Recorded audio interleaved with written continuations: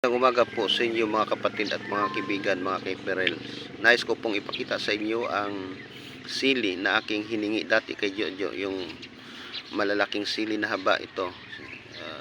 Sinabod ko po sa may paso. Pinutol ko lang yung galon. Ayun, ang dami na ng kanyang binhi na ibinigay, tumubo. Ang totoo, kalat-kalat ito. Ito rin po ang iba. Ayan. Nakasabod.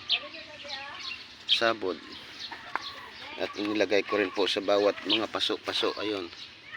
Siling haba ito po na malalaki pag bumunga. Ayan. Ayan po. Marami po akong na ibuhay na mag-sili. Ayan.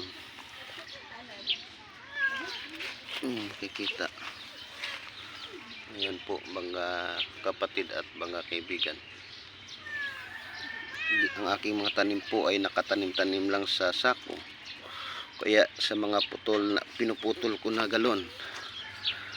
Gaya nito, ang aking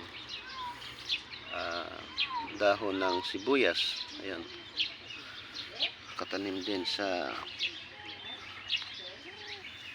galon na pinutol. Kaya